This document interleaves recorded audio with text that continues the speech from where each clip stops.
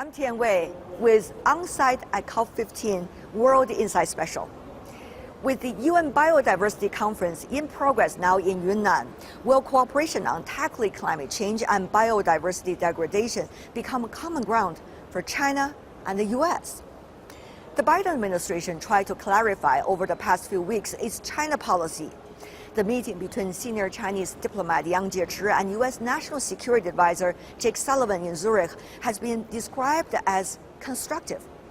One of the key points agreed upon was that the two sides will take measures to seek peaceful coexistence and exercise joint efforts to bring China-U.S. relations back on the right track.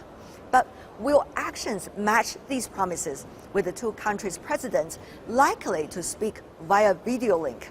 I asked Susan Thornton, former Acting Assistant Secretary of State for East Asian and Pacific Affairs. Our conversation starts from preventing further biodiversity degradation and climate change. As you know, the COP15 is beginning on Monday, so it is really a global challenge. How do you see the prospect that China and U.S. could work on this together?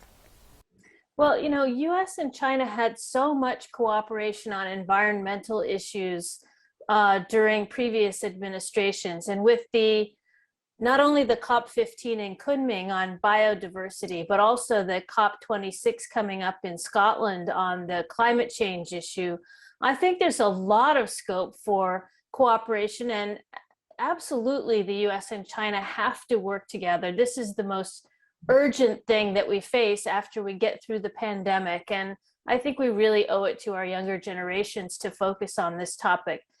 You know, Tianwei, you're in Kunming, and I watched recently this documentary about the elephants that made their way all through Kunming from Xishuangbanna through various cities and towns, and how the people looked after them and how they came into villages. It was really heartwarming to see that. But it's incredible that that kind of biodiversity still exists, and we need to keep that and preserve it. I was earlier talking with you, Susan, because you served in Chengdu in southwest part of China for the United States when you were working for the State Department. And you know this place, Dianshi Lake, for example, once very polluted, but now the photo I sent to you is much cleaner. Yes, when I was working in Chengdu, and that was in the early 2000s, we went to visit Dianshi Lake, but at that time you couldn't get near it, you couldn't swim in it, and nobody could go use the water because it was so polluted with so many toxins. And it's amazing that it's been so cleaned up that now it's another recreational spot, very beautiful. And I think this is the kind of thing that we should be working on together. But how realistic is it, Susan? I mean, China and the U.S. with the geopolitics. We will get there. I think the Biden administration is having to take its time to formulate its China strategy and policy. We saw initial phone calls and conversations between counterparts. We saw Katherine Tai, the U.S. Trade Representative, made a speech last week about China policy. We saw Jake Sullivan meeting, of course, with Yang Jiechi in Switzerland. And I think we will see a summit meeting, or at least a virtual summit meeting between the two leaders before the end of the year. It's certainly high time that that meeting should happen, I think. I mean, one of the things I see being revealed is a tension in the U.S. policy between this notion of stiff competition or strategic competition, how that makes room for constructive cooperation on all of the various areas where we need to work together and where we should be working together. I noticed in the Switzerland meeting that the Chinese side was not willing to accede to the description of the U.S.-China relationship to be one of competition only. And I think that is where we sort of still need to work out, you know, what is this competition? What does it mean to be able to collaborate within that? And how are we going to manage those areas where we do have differences? This has been a problem, frankly, Tianwei, in U.S.-China relations from the beginning. So I don't really see that there's that much new in the architecture of the relationship. It's more that, we have to sort of relearn those habits of how to do these various things simultaneously and not get off track. And I think we'll get there. It's just taking a lot of time. But Susan, some wonder from this part of the world whether the recent goodwill gesture, quote unquote, coming from Washington with the latest meeting of high-level officials implementing early September presidential exchanges are only technical gestures rather than strategic transition. Some suggest whether that is due to all the latest chaos in Washington and its inability, for example, on some international issues such as Afghanistan. Well, I do think that the relationship between the two countries is changing, and it has frankly been changing for probably about a decade. As China's relative weight in the international system has been growing, as it's experiencing its own pains with reform and opening up and making changes and dealing with domestic problems. And of course, the U.S. on its side is also having the same kinds of challenges on managing policy at home, figuring out how to stimulate the economy, et cetera. And so I think it makes sense to me that between the two sort of domestically challenged governments, and also with the changing in power in the international system, that it's going to take some time to sort out kind of a new habit of how we work together and where we compete and how we do that constructively. And so I think, the Trump administration, in my view, frankly, interrupted this process, which we had basically started under the Obama administration.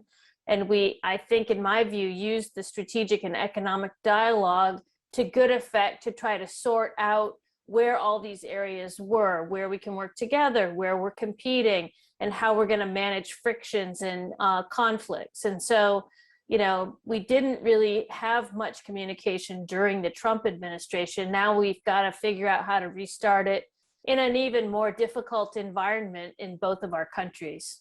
That is a great point, Susan. And in other words, are you suggesting, with your earlier experience with the Obama administration serving the State Department, that there's very likely a similar mechanism, even though maybe not the same name, but similar mechanism of exchanges, kind of dialogue between China and the United States from now on? Yeah, I do think that there needs to be a lot more communication between the U.S. and China. And I think we are slowly ramping that up. We've seen a meeting between the two militaries already at lower levels. That was a regular dialogue that was canceled under the Trump administration. So hopefully, a lot of people have been talking about the need to have our two militaries maintain communications. And that is very important to try to make sure that we are signaling correctly and not misunderstanding those especially important signals that are sent. So I think we'll slowly see things ramp up. I think we can expect a meeting between Katherine Tai, the U.S. Trade Representative, and her counterpart, Liu He, in the near future to talk about trade issues. And once some of these mechanisms get restarted, maybe we'll see them spawning additional kind of technical meetings to try to make progress in a lot of areas that we need to delve into and try to make progress on at this point. But if you look at the timeline and the time frame now, the current administration in Washington has could be quite limited with the midterm election coming up, and and also still a lot of domestic issues that are struggling every day. How do you see this timeline and their ability to do that? Yeah, I think we can have workman-like discussions between the U.S. and China without them being a political football in the media. If we keep them focused on the issues that we're trying to work on and don't make everything about an announcement in the media.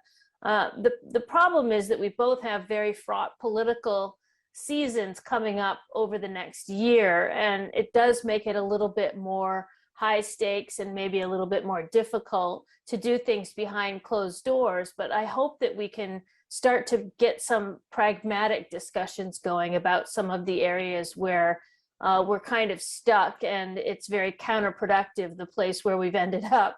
And we have a lot of issues like that that we need to try to work through with each other. So you're saying the Switzerland talk seems to be a much more appropriate ambience between China and the United States than, let's say, the Alaska talk.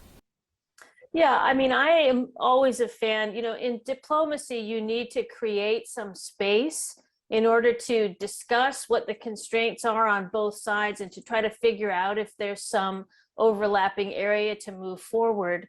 You can't, do everything in the media, which only narrows the options and the space and the flexibility that each side has for discussions. So keeping things out of the media until you know whether or not there's space to move forward, I think is a better idea. And I saw that the meeting in Switzerland was a pretty low profile meeting, and both sides were fairly restrained in their statements about the meeting afterwards, and they were fairly similar. And I think that's what we should be shooting for over the next few months, to try to get some of these conversations to take traction and get progress on the problem areas. Do you think with the very different personalities that are on the foreign affairs front in the United States, will that be the vision? Well, I think it's mainly coming from President Biden. He's, of course, got a lot of domestic challenges, and those seem to be taking, front and center attention right now. But certainly he wants to make progress also on the foreign policy agenda, and the two are linked. There's no way to delink them at this point. So I think, he'll set the tone, and I think we saw the phone call between President Biden and President Xi because he wanted to get personally involved and make sure things that were happening in the relationship were set from the very top. And I think we'll continue to see him be very involved. How do you see the possible meeting between the two presidents, hopefully before the end of the year, virtually, will likely to deal with? Well, I think it will deal with both, sort of the strategic nature of the relationship, try to figure out, how we can give a framework to U.S.-China relations that allows for us to do all the things we need to do together, and also sends a signal to the broader global community that the U.S. and China are going to make sure that we can get along, that we're not going to head towards some dead-end road or some catastrophe, because I think people in other countries are counting on us to be able to come together and do practical things that serve sort of the global system and also serve, our own countries. So I think that will be one thing. I think they'll certainly look at some of these transnational issues and try to see how we can collaborate more effectively or at all, since in some of these areas we haven't been doing very well. But I think also they're going to try to map out how we can set up some mechanisms to make sure that we're getting signals and sending signals that are being received accurately, so that we don't make mistakes and miscalculations. Those have happened a few times along the way in the U.S.-China relationship. And with the kinds of weapons that we have out there today and the kind of tensions in the relationship, something like that could be really dangerous, I think, right now. And finally, about the global issue, I want to come back to what we touched on earlier. The COP15 is supposed to design goals of biodiversity for the world beyond 2030. As you know, Susan, earlier there were enormous failure about meeting some of the earlier targets. So how do you see China and the U.S. in real essence can be cooperating on these topics? Well, it's so interesting on issues like environmental ones, where the U.S. has a very much bottom-up system and China has a top-down system. So to some extent, China can take a lot of executive actions that can have kind of sweeping effects pretty quickly. And the U.S. Needs to use sort of bottom-up pressure to get the government to move out and do some of the policy things that can accompany some of the things that the private sector is doing to make adjustments. But I think, the U.S. and China cooperated very effectively on limiting some things like wildlife trafficking and setting out new conservation zones in the oceans and in other places around the world in the past. And I think we can try to do things like that again. Those are the kinds of things that take, leadership and vision in the international community to try to sort of lead other countries to agree, for example, to set aside an area where some countries might like to go fishing. Some people are not going to be that supportive, and it takes, the kind of leadership that the U.S. and China working together can provide to bring other countries around on some of these things. I mean, I think it is going to be very difficult. The kinds of changes we need to really try to slow down climate change are absolutely huge investments and wrenching changes in all of our societies. Rebuilding building systems and energy grids and transportation networks. I mean, the most fundamental things in our economy. So these are huge changes, and we are already behind, and we really need to move out quickly with big commitments. And I know that, there's this differentiation between developing countries and developed countries, and everybody's worried about the fairness. But, at the end of the day, fairness isn't really going to matter if we're all facing, incredible heat waves, terrible weather, and struggling even for the survival of species on the planet. So I hope we'll all be super ambitious for these upcoming, conferences. And I hope that U.S. and China will work together to put forward a really kind of forward-looking vision and not this kind of backward-looking tug of war we've gotten ourselves into. We'll see how countries are handling that, particularly China, United States, whether they're going to show great examples for the others. I know, though, Susan, you are personally showing great examples by running your own organic farm in Maine. That's right. We have a major vegetable growing operation going on here, along with animals, and trying to rejuvenate the soil and the grasses and the fields and all the woods and forests here. So it's a tiny, tiny spot on the planet, but everyone has to do their part, and I'm trying.